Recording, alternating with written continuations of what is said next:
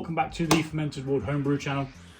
We are now looking in on the Pyments. Now, I did brew this live and I came across a bit of a problem whilst brewing it. I'd made it to my normal specifications and the gravity was really high. There was not a chance in hell that it was going to actually ferment, so I had to dilute it.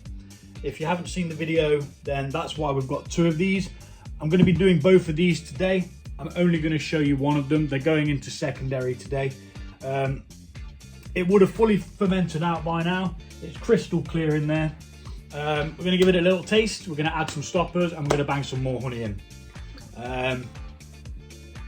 Which, to be honest, is quite good. It's going to be nice, this. The first one was really nice. I don't like wine. I know I keep saying this, but a Pyment, because of the sweetness of the honey that you put back in it, it really makes me enjoy the fermented grapes. I know that sounds odd, but I just can't deal with dry fermented grapes. So adding the honey back to it just makes so much more sense. And obviously we didn't add sugar because this isn't a wine. We added honey, which makes it a mead called a Pyment. So first things first is we're going to crack open the lid. We're going to pop the lid in some sanitizing water because we're going to be reusing the same vessels.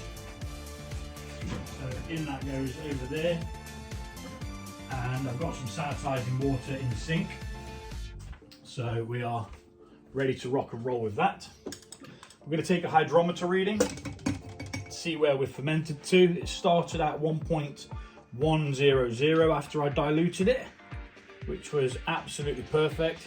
It's exactly where I wanted it to be. This is the second time I've brewed one of these, but this time I couldn't get the concentrated juice that I used previously, so I just used a fresh pressed one, which oddly enough had a hell of a lot more sugar in. Okay, so we're all the way down to dryness now. That's at 0.990, which means there is nothing left in there to ferment. The sugars are completely gone. All that's left is just alcohol and whatever flavour's left. I mean, that's great. Look at that. It's crystal clear, you know. Looks gorgeous.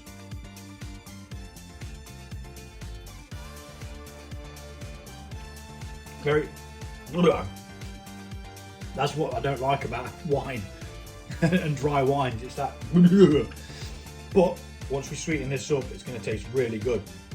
You can still taste the honey notes in there, but there is definitely a hell of a lot of grape in there, which is what you'd expect, you know. So we're going to be transferring it into this. We're then going to rinse out this jar, vessel, whatever you want to call it. We're going to need some fermentation stoppers, which is potassium sorbate and a campden tablet. If I knew where my pestle and mortar is. Here we are. So 1 campden tablet per gallon.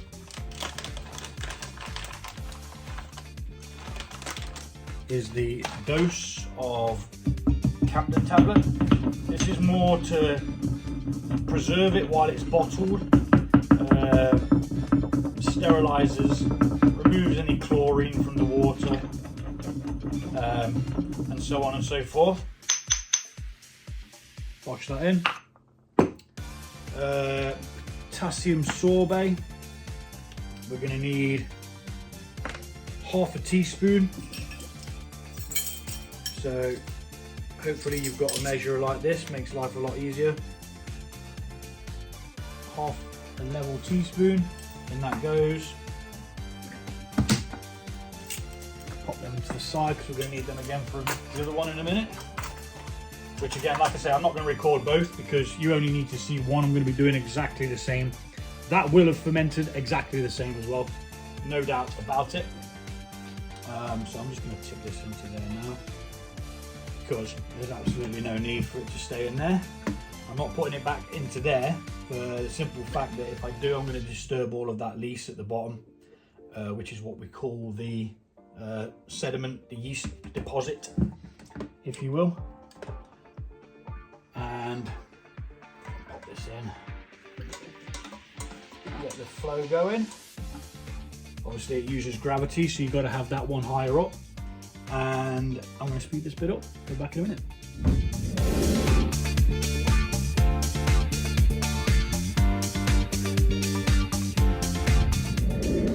So that's that in this now. So what we're going to do is we're going to quickly rinse that out, and then we're going to put it straight back into there. Add some honey, mix in the stoppers, mix in the honey, and get the other one done as well. Back in a moment. Okay, so there you go. Quickly rinsed out in some sanitizing water. It doesn't need a thorough clean because everything that was in there was already sanitary because we had it all closed off.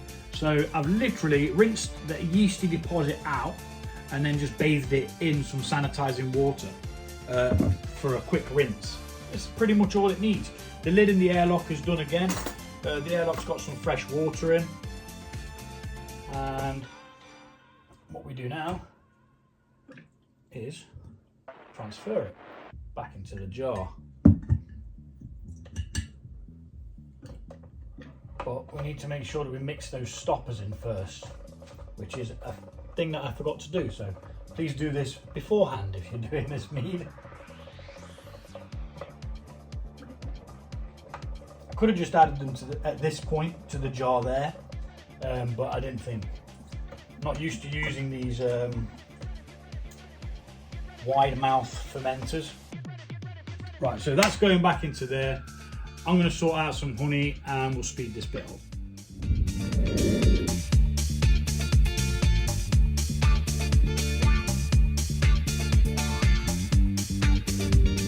Okay, so that's now in the other vessel.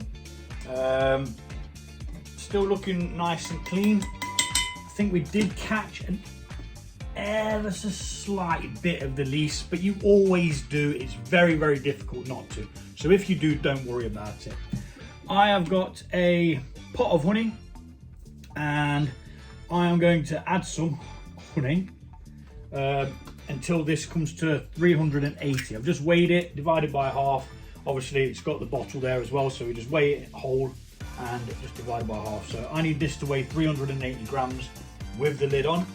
So we're going to bosh them in. Say we're aiming for about half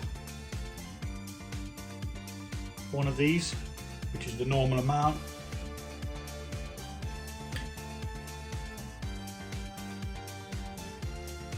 So not there yet.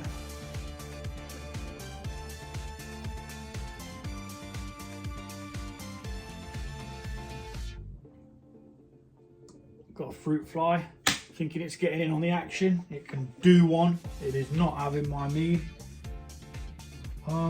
Might have overshot it slightly. No, 4, 2, 1. Now we're looking for levels. Yeah, not too bad.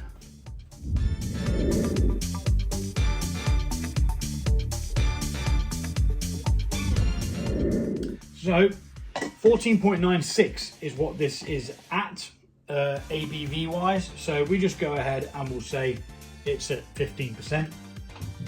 It did have a small pot of Vaseline to help seal this off, but it's not fermenting now anyway, so I'm not too bothered. Pardon me. Now, the other one's going to have slightly less honey in, but it doesn't matter. Once they're all bottled and they're all mixed together, we won't be able to tell the difference in a small bit of sweetness. But that's pretty much it. We're going to go do the other one now. Thanks for watching. Take it easy, and I will see you all soon.